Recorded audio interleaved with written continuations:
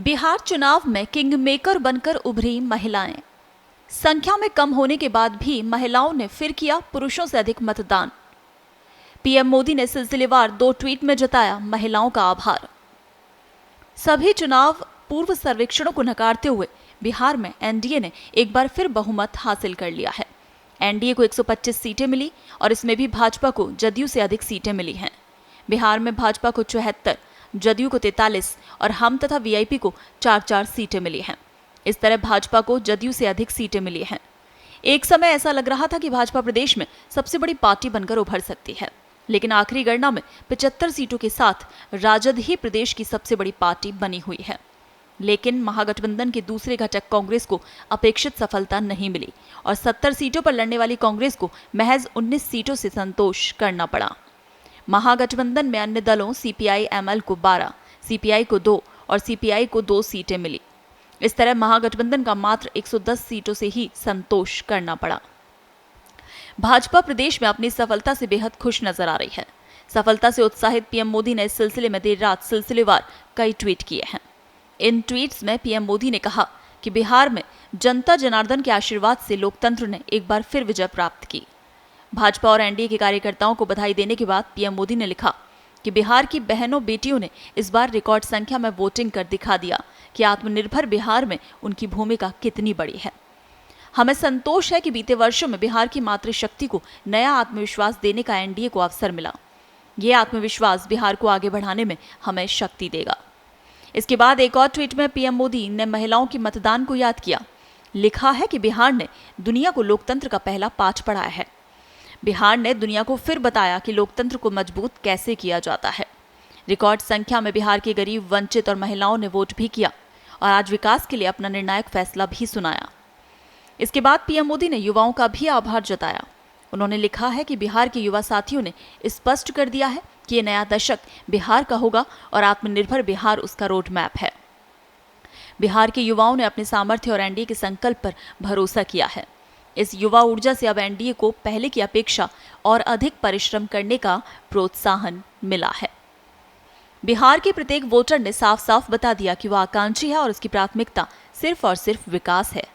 बिहार में 15 साल बाद भी एनडीए के सुशासन को फिर आशीर्वाद मिलना ये दिखाता है कि बिहार के सपने क्या हैं, बिहार की अपेक्षाएं क्या हैं। साथ ही पीएम ने एक और ट्वीट में बिहार के गांव, गरीब, किसान, श्रमिक, व्यापारी, दुकानदार हर वर्ग को याद करते हुए लिखा कि इन्होंने एनडीए के सबका साथ, सबका विकास, सबका विश्वास के मूल मंत्र पर भरोसा जताया है। मैं बिहार के हर नागरिक को फिर आश्वस्त करता हूं कि हर व्यक्ति, हर क्षेत्र के संतुलित विकास के लिए हम पूरे समर्पण से निरंतर काम करते रहेंगे। गौर से देखें तो साफ है कि इन ट्वीट में बिहार में जीत के लिए पीएम मोदी ने बहनों, बेटियों और महिलाओं की रिकॉर्ड संख्या में मतदान के लिए 2 बार आभार जताया और इसकी एक खास वजह भी है। बिहार में यूं तो महिलाओं की आबादी पुरुषों की अपेक्षा कम है। 2011 की जनगणना के अनुसार बिहार में सेक्स रेशियो प्रति 1000 पुरुष पर 921 महिलाएं हैं। लेकिन बिहार की एक और खास बात है, कम संख्या होने के बाद भी 2010 के बाद से सभी चुनावों में बिहार में महिलाओं का योगदान पुरुषों से अधिक रहा और इस बार भी बिहार की महिलाओं में सरकार चुनने का जगा उत्साह साफ देखा गया और इस बार भी उन्होंने पुरुषों के मुकाबले करीब 5% अधिक मतदान कर राजनीतिक दलों को अपनी अहमियत बता दी है। राज्य निर्वाचन कार्यालय के अनुसार बिहार के 243 विधानसभा क्षेत्र में 28 अक्टूबर, 3 नवंबर और 7 नवंबर को 3 चरणों में कराए गए मतदान में महिलाओं ने वैश्विक महामारी कोरोना और अन्य दुश्वारियों को पीछे छोड़कर पुरुषों को पटखनी दे दी।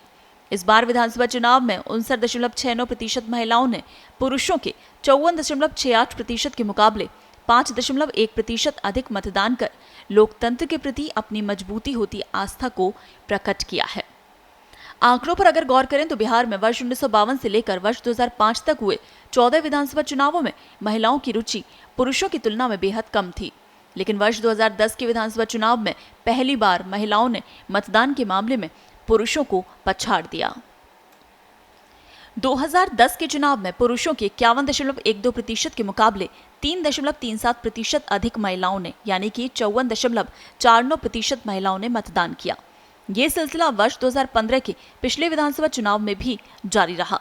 उस वर्ष भी 53.32% पुरुषों के मुकाबले 7.17% अधिक यानी कि 60.48% महिलाओं ने वोट किया और यही सिलसिला इस बार भी देखा गया। महिलाओं का वोट प्रतिशत पुरुषों से 5% अधिक रहा। आंकड़ों के आधार पर यह स्पष्ट है कि महिला वोटर जिसे चाहे उसे सत्ता की चाबी सौंप सकती हैं।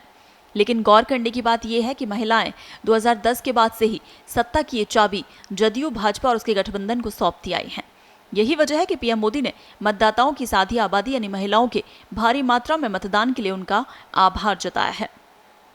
दरअसल इसके पीछे कारण भी साफ है। नीतीश के पहले बिहार में जो जंगल राज था, उसका सबसे अधिक खामियाजा एक वर्ग के रूप में महिलाओं को ही उठाना पड़ा था।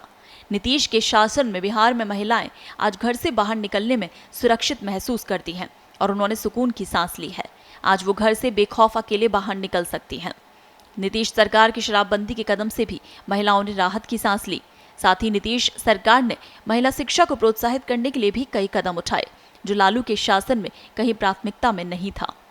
कोई आश्चर्य नहीं कि कम संख्या में होने के बाद भी बिहार में महिलाओं ने न केवल अधिक मतदान किया, बल्कि जैसा कि सर्वेक्षणों से साफ है, महिलाओं के अधिक संख्यक वोट सुशासन बाबू माने जाने वाले नीतीश कुमार को ही मिले हैं।